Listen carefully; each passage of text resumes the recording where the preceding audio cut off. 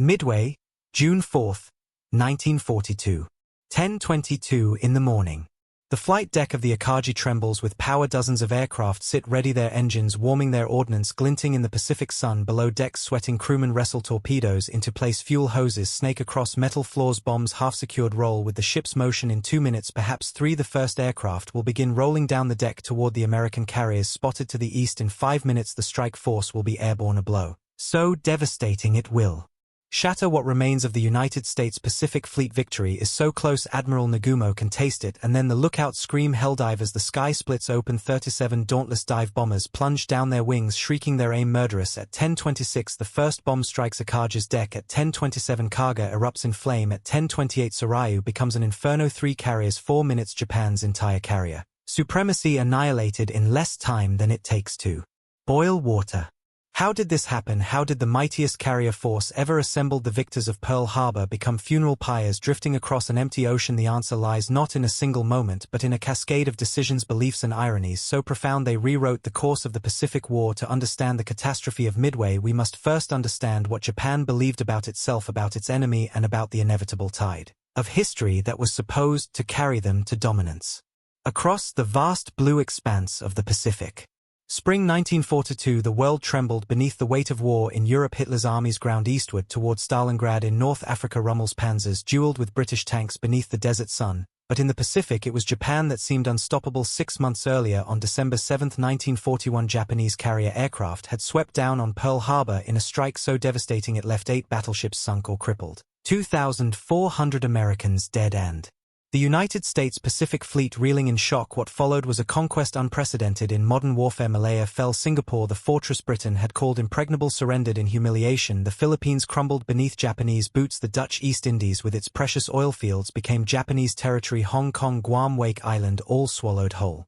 By May of 1942, Japan controlled an empire stretching from the frozen Aleutians to the steaming jungles of New Guinea, from the coast of China to islands whose names most Americans had never heard. The rising sun flew over territories containing nearly 400 million people, resources beyond measure, and strategic positions that seemed to guarantee dominance for generations. And at the heart of this empire's power floated the Kido Butai, the first air fleet, 6 fleet carriers, the most powerful concentration of naval aviation the world had ever seen. These were not just ships, they were floating fortresses of steel and aircraft, instruments of a doctrine so refined, so ruthlessly effective that it had swept aside every opponent it encountered.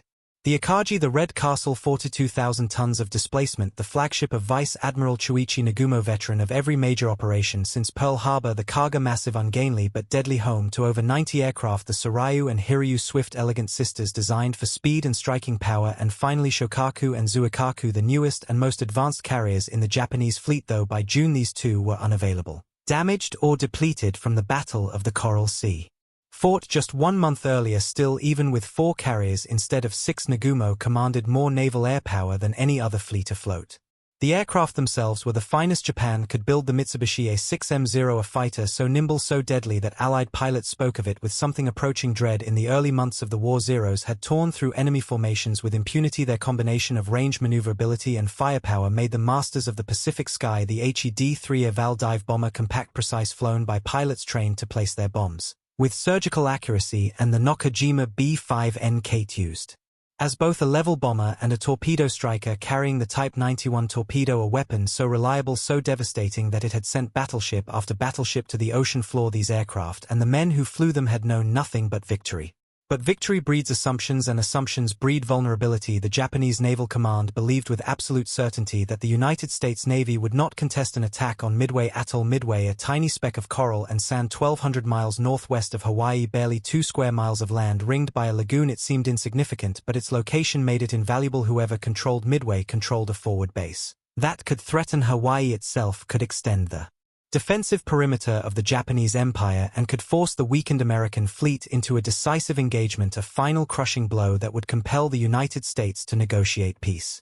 Admiral Isoroku Yamamoto, commander of the combined fleet, was the architect of the Midway operation. He was no fool. Yamamoto had studied at Harvard, had served as a naval attaché in Washington. He understood American industrial might better than most of his peers, and that knowledge terrified him. Japan's early victories, he knew, were bought on borrowed time. America's factories, once fully mobilized, would produce ships, aircraft, tanks in quantities Japan could never match. The window for decisive victory was closing. The only hope was to destroy what remained of the American carrier force before it could grow strong enough to challenge Japan's supremacy. Yamamoto's plan was elegant in its complexity. The operation would unfold in multiple phases: a diversionary attack on the Aleutian Islands in the north to draw American attention away, then the main thrust against Midway. 4 carriers under Nagumo would pummel the atoll into submission while an invasion force stood ready to seize it, and lurking far to the west, Yamamoto himself aboard the massive battleship Yamato would wait with the main battle fleet ready to annihilate any American carriers. Foolish enough to sail out from Pearl Harbor to defend Midway, it was a trap baited with an island, and Yamamoto believed the Americans would have no choice but to spring it.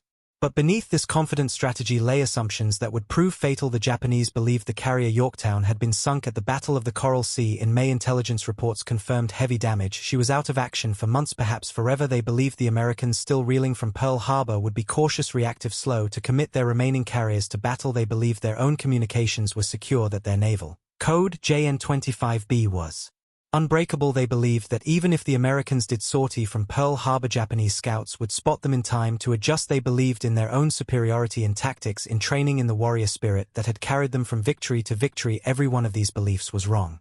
At Pearl Harbor in late May 1942, something extraordinary was happening. The dry dock that should have been empty for months echoed with the sound of welding torches, the hiss of pneumatic tools, the shouts of men working around the clock. The Yorktown had limped into port, her hull ripped open by bombs and torpedoes. Damage assessment teams estimated 3 months of repairs minimum. Admiral Chester Nimitz, commander of the Pacific Fleet, looked at the ship, looked at the calendar, and said, "You have 3 days." What followed was a miracle of American industrial determination. Thousands of workers, civilian and military, descended on the Yorktown. They cut away twisted metal, welded new plates into place, rewired systems, patched fuel lines, shored up bulkheads, worked without sleep, sustained by coffee and the knowledge that every hour mattered. Some repairs were temporary, jury-rigged solutions that would need proper attention later, but they would hold. They had to hold. On the morning of May 30th, 72.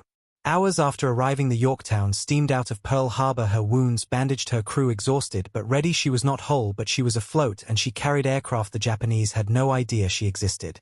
Meanwhile, in a basement beneath the administration building at Pearl Harbor, a different kind of battle was being fought. Commander Joseph Rochefort and his team of cryptanalysts at Station Hypo had been working for months to crack Japanese naval codes. They had achieved partial success enough to know that Japan was planning something big, an operation against a target codenamed AF. But where was AF? The intercepts mentioned it repeatedly but never stated its location outright. Rochefort believed AF was Midway. Others were skeptical. Perhaps it was the Aleutians or even the west coast of the United States. Rochefort needed proof. The solution was audacious. Midway was ordered to send an uncoded radio message reporting that their freshwater distillation plant had broken down within days. Japanese radio intercepts relayed the message: AF was short of fresh water. The trap had worked. Nimitz now knew with certainty that Midway was the target, and he knew approximately when the attack would come, June 4th or 5th. He knew the composition of the Japanese fleet: 4 carriers, dozens of support ships, and invasion force. He knew their route, their timing, their plan. The Americans would not be reacting to a Japanese surprise. They would be waiting in ambush. Nimitz assembled every asset he could muster. Task Force 16 under Rear Admiral Raymond Spruance consisted of the carriers Enterprise and Hornet 8 cruisers and numerous destroyers. Spruance, a cruiser commander with no carrier experience, had been given the task force only because Admiral William Halsey, the regular commander, was hospitalized with a severe skin condition. It was Halsey who recommended Spruance, a quiet, methodical officer, known more for his intellect than his aggressiveness. Task Force 17 under Rear Admiral Frank Jack Fletcher, centered on the patched-up Yorktown, would join them. The rendezvous point was optimistically codenamed Point Luck, 350 miles northeast of Midway. On the morning of June 3rd, the first American search planes lifted off from Midway, their crews scanning an ocean that seemed endless. Empty beneath the scattered clouds, they flew their search patterns, dutiful, methodical, and for hours saw nothing but the restless blue below them. Then at 9 in the morning, one crew radioed contact Japanese ships hundreds of miles to the west. The waiting began. June 4, 1942, 5:45 in the morning, a Catalina flying boat pilot squinted through the pre-dawn gloom. Then his voice cracked over the radio: urgent, uncoded. Many planes heading Midway, bearing 320 degrees distance, 150 miles. Within minutes, the air raid sirens shrieked across the tiny atoll. Marines scrambled to their aircraft. Ground crews yanked chocks away. Engines roared to life. By 6 o'clock, every plane that could fly was airborne, climbing desperately into the pale sky. The Japanese strike force arrived like a storm, 108 aircraft Zeros weaving in deadly arcs, Vals diving with bombs, Kates lumbering in low, the Marine fighters, obsolete Brewster Buffaloes, and a handful of Wildcats rose to meet them, outnumbered 4-1, outclassed in every measure of performance, yet they flew straight into the formation guns, blazing the sky, erupted in fire traces, crisscrossing smoke trails, spinning earthward planes, disintegrating in mid-air. More than half the Marines were shot down in minutes, but they had drawn blood. The Japanese formation was disrupted. Bombs fell scattered across Midway's installations, runways cratered, buildings shattered, yet the airfield remained functional. The radio towers still stood, and the fuel depots, though damaged, had not been obliterated. Aboard the Akagi, Lieutenant Joikai Tominaga, leader of the strike force, radioed back his assessment: there is need for a second attack. The defenses were still active. The island was not neutralized. Nagumo read the message and felt the weight of decision pressing down on him. His reserve aircraft, 93 bombers, sat ready on the decks of Akagi and Kaga, armed with torpedoes and armor-piercing bombs meant for ships, for American carriers that intelligence swore would not arrive for days, if at all. A second strike on Midway made sense: crush the island, completely eliminate any threat to the planned invasion. Yet some instinct, some flicker of caution whispered that the ocean was vast and American carriers were unaccounted for. At 7:15 in the morning, Nagumo gave the order: planes in second attack wave, stand by to carry out attack today, re-equip yourselves with bombs. The hangar decks erupted into controlled chaos. Crews rushed to obey, rolling aircraft to the elevators, lowering them below deck. Torpedoes were carefully disarmed, disconnected from their release mechanisms, lowered onto wheeled carts. The work was painstaking, dangerous. Each torpedo weighed nearly 2,000 pounds each. Required precision to remove. Then the reverse process, arming the aircraft with 800-kilogram bombs designed to shatter concrete and ignite fuel depots. The rearming could take an hour, perhaps longer, but Nagumo believed he had time. The ocean was empty. The scouts had seen nothing. Then at 7:28 a message crackled through the radio room from the cruiser tone: scout plane number 410, enemy surface ships sighted. The words hung in the air like a curse. Nagumo stared at the message, his mind racing. 10 ships, but what kind? Destroyers, cruisers, or the nightmare carriers? He demanded clarification, ascertain ship types, and maintain contact. The scout plane's pilot strained to see through haze and distance, radioing back vague, uncertain estimates. The minutes stretched. Agonizingly, the rearming operation continued. Half-finished torpedoes off some aircraft, bombs not yet mounted on others. The flight decks cluttered with ordnance, fuel lines snaking across steel. The carriers were at their most vulnerable. At 7:47 another message: enemy force accompanied by what appears to be an aircraft carrier, a carrier. The confirmation sent a jolt through Nagumo's staff. The assumptions, the comfortable belief that no American carriers were near, evaporated in an instant. Now everything changed. Nagumo faced an impossible dilemma. His returning strike force from Midway would arrive within minutes, exhausted, low on fuel, desperate to land if he kept the flight decks clear to launch an immediate attack. Against the American ships those pilots would have to ditch in the ocean. Many would die. If he recovered the Midway aircraft first, he would lose precious time, leaving his carriers exposed, vulnerable targets for any American strike. He chose to recover his planes. The decision was tactically sound, humane even, but it sealed his fate. At 8:30 the first aircraft from Midway began circling overhead, Zeros with bullet holes in their wings, Vals with shattered canopies, Kates trailing smoke. One by one they landed, crewmen scrambling to refuel them, to patch damage, to clear the decks for the next wave. All the while the unfinished second wave aircraft sat below in the hangars, torpedoes stacked. Beside them bombs, half-loaded fuel hoses exposed, a powder keg waiting for a spark. By 9:17 the last aircraft had been recovered. The carriers turned into the wind, preparing at last to launch their coordinated strike against the American fleet. Nagumo estimated 10:30, perhaps 10:45, before his full air group could be airborne. He thought he had time. He thought wrong.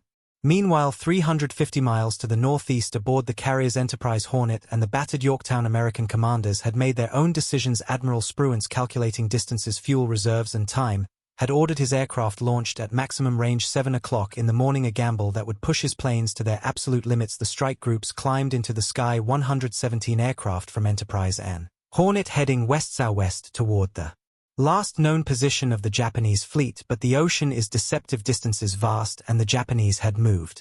The American formations became separated. Hornet's air group, led by Commander Stanhope Ring, flew on a heading that took them south of the enemy. They searched desperately, fuel gauges dropping, found nothing, and were forced to turn back. Many ditched in the ocean, their tanks dry, their crews clinging to life rafts, praying for rescue. But Torpedo Squadron 8, led by Lieutenant Commander John Waldron, broke formation. Waldron, a half-Sioux officer from South Dakota, had studied Japanese tactics.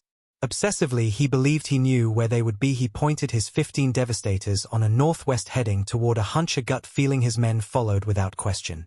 At 9:20 in the morning, Waldron's squadron found the Japanese Fleet 4 carriers steaming in a loose formation, their decks crowded with aircraft, their escort ships arrayed in defensive screens. Waldron did not hesitate attack. He dove his slow, vulnerable devastators toward the carriers, knowing full well what awaited them. The Japanese Combat Air Patrol 50s swarmed down on them like hornets, machine guns and cannons tearing into the fabric-covered devastators. One by one they fell. Blazing into the sea, Waldron's plane was among the first hit. He fought the controls, tried to keep it steady, but the flames consumed him. He went down, leading his men into death.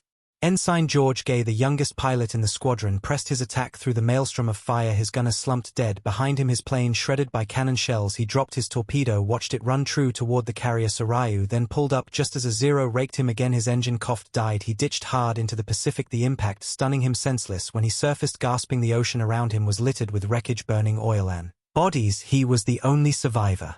Of Torpedo 8's 15 aircraft, every other man, 30 pilots and gunners, were gone. Their sacrifice brought no hits. Their torpedoes either missed or malfunctioned, but they had done something invaluable. They had pulled the Japanese Combat Air Patrol down to sea level. Minutes later, Torpedo Squadron 6 from Enterprise 14 Devastators, led by Lieutenant Commander Eugene Lindsay, arrived. They too attacked the cargo, and they too were massacred. Lindsay's plane exploded in midair. Only 4 of his 14 aircraft survived. Then came Torpedo Squadron 3 from Yorktown, 12 Devastators, escorted by 6 Wildcats, led by Lieutenant Commander Lem Massey Dove toward Hiryu. His plane was hit immediately. He died instantly. His squadron pressed on, but the Zeros and anti-aircraft fire shredded them. Only 2 Devastators escaped the carnage of the 41 American torpedo bombers launched that morning. Only 6 returned. Not a single torpedo found its mark. But high above, at 20,000 feet, unseen, unnoticed, 3 squadrons of Dauntless dive bombers were converging on the Japanese fleet. Lieutenant Commander Wade McCluskey, leading Enterprise's bombers, had flown past the expected intercept point, fuel gauges sinking into the red, his pilots radioing anxious questions about turning back. McCluskey made a decision that would echo through history. One more search leg. He spotted the wake of a Japanese destroyer, the Arashi, racing north at flank speed. Having just finished depth charging the submarine Nautilus, McCluskey gambled follow that wake. 10 minutes later, the entire Japanese fleet spread out beneath him. At almost the same instant, Lieutenant Commander Maxwell Leslie, leading Yorktown's Bombing 3, arrived from a different angle. He had launched an hour after McCluskey, but a more accurate position report brought him to the target at precisely the same moment. It was as if Providence had synchronized 2 independent strikes into one devastating blow. McCluskey radioed the attack order: Earl Gallagher, you take the carrier on the left. Dick Best, you take the one on the right. Best, commanding Bombing 6, looked down, saw McCluskey's entire formation, 33 aircraft, diving on cargo, and realized the error. He pulled out with only his 2 wingmen and banked hard toward Akagi.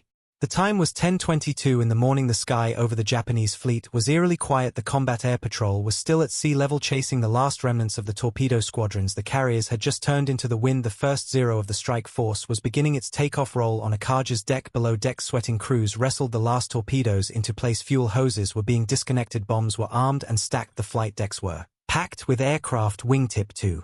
Wingtip engines warming, ordnance glinting in the sun. Nagumo stood on Akagi's bridge, calculating launch times, coordinating with his air staff. Victory seemed close, inevitable. Then a lookout screamed, "Hell divers!"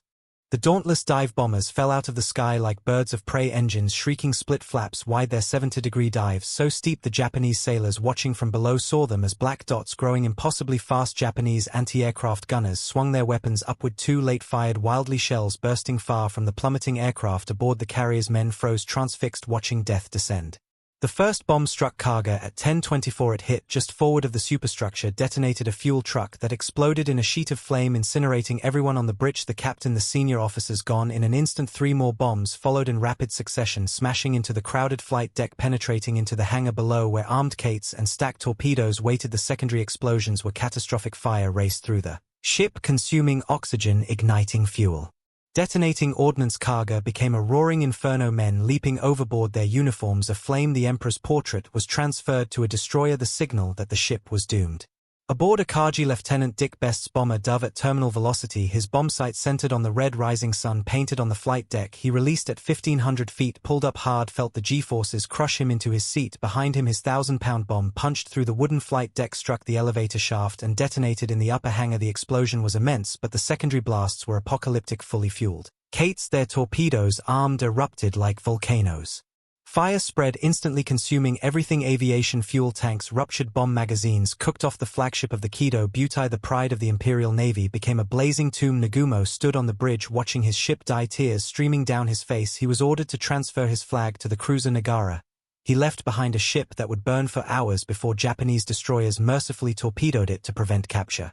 6 miles away, Soryu was dying under the assault of Yorktown's dive bombers. Maxwell Leslie's squadron placed 3 direct hits amidships. The bombs tore through the flight deck, exploded among the rearming aircraft. The carrier's own ordnance became its executioner. Fuel-ignited bombs exploded. Torpedoes detonated in sympathetic blasts. The ship's captain gave the order to abandon ship. Less than 20 minutes after the first bomb hit, men slid down ropes into the oily water, watching their ship convulse with internal explosions. The Soryu would sink that evening, taking 718 men with her.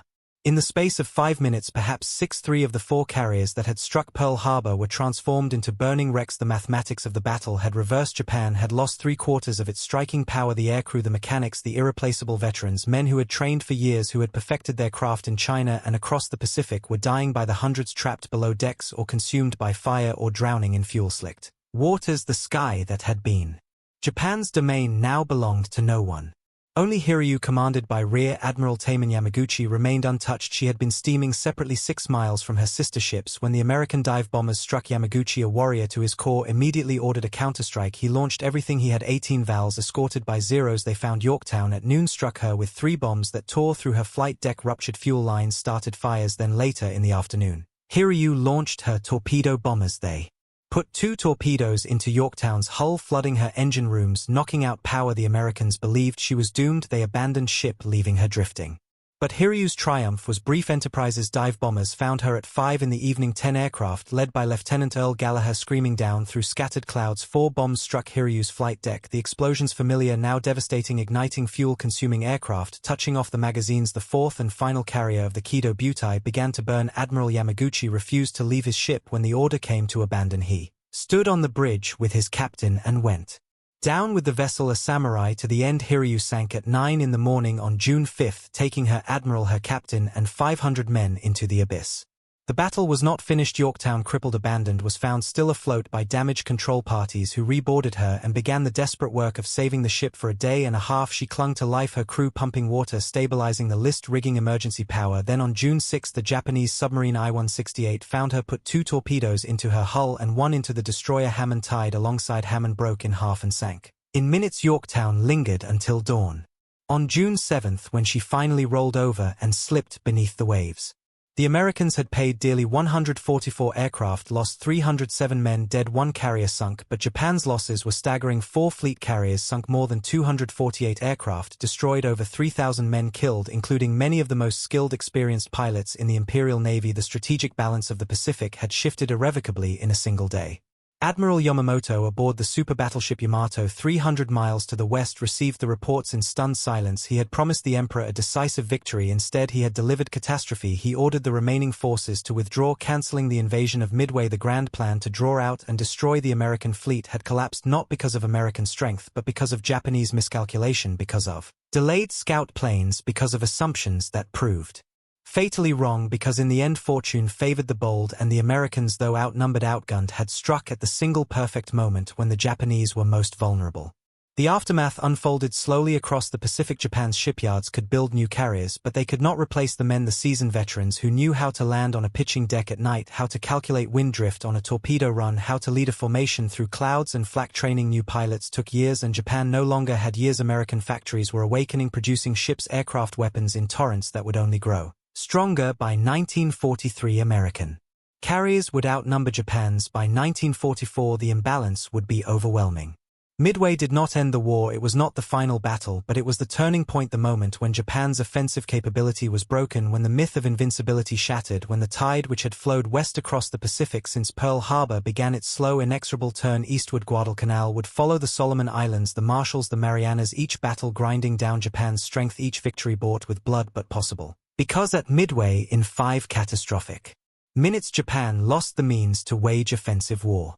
For the men who survived the battle carried scars both visible and hidden. George Gay floated in the Pacific for 30 hours surrounded by wreckage, watching the battle rage around him. Helpless, invisible, he was rescued delirious with exhaustion, and became a symbol of Torpedo 8's sacrifice. The dive bomber pilots who had struck the killing blows returned to their carriers' fuel tanks, empty wings riddled with bullet holes, some ditched within sight of their ships. Their crews fished from the water.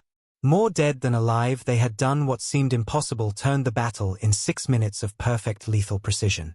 The Japanese survivors returned to a homeland that did not yet know the scale of the defeat. The government censored the news, spun the battle as a tactical setback. The families of the dead received vague notifications, their sons, their husbands lost in action in the Pacific. The truth of Midway, the magnitude of the catastrophe, was kept secret even from much of the military. Japan could not afford to let its people know that the war they believed was being won was instead slipping away. In Washington and Pearl Harbor the victory was celebrated, but with a somber understanding of the cost. Admiral Nimitz wrote that Midway was essentially a victory of intelligence. The codebreakers at Station Hypo had given the fleet the ultimate advantage, knowledge of enemy intentions. Without Rochefort's team, without the ruse that confirmed AF was Midway, the American carriers might have been caught unprepared, might have been the ones ambushed and destroyed. Intelligence had proven as decisive as any weapon. But there was another truth buried in the chaos of that day, a truth about time, about decisions made under pressure, about the fragility of even the most powerful forces. Nagumo's choice to rearm for Midway, his choice to recover his aircraft before launching his strike, were not unreasonable. They were prudent, careful, logical, yet they consumed the minutes that spelled his doom. If the scout plane from Tone had launched on time, if the American torpedo squadrons had not attacked when they did, if McCluskey had turned back when his fuel ran low, if any of a dozen variables had shifted, the outcome might have been different.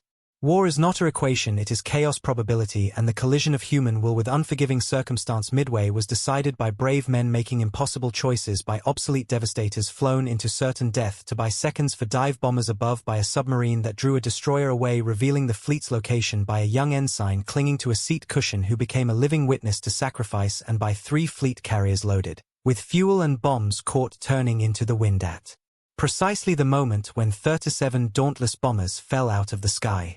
Today, when historians study Midway, they speak of turning points, of the decisive nature of carrier warfare, of the importance of intelligence, but those abstractions do not capture the human reality, the terror of a pilot diving through anti-aircraft fire, the agony of men burning below decks, the cold mathematics of fuel gauges and bomb loads, the weight of command decisions made in minutes that reverberate for years. The battle was not won by machines or strategies alone, it was won by men, most of them barely out of their 20s, who climbed into cockpits knowing they might not return and flew anyway. The legacy of Midway is written in the balance sheets of the Pacific War: 4 Japanese carriers for 1 American, 3,000 Japanese dead for 300 American, but it is also written in the silence of the families who never saw their sons again, in the memoirs of survivors who woke screaming for decades afterward in the cold Pacific waters where the hulks of 5 great carriers rest in darkness, their steel bones entombed with the men who served aboard them.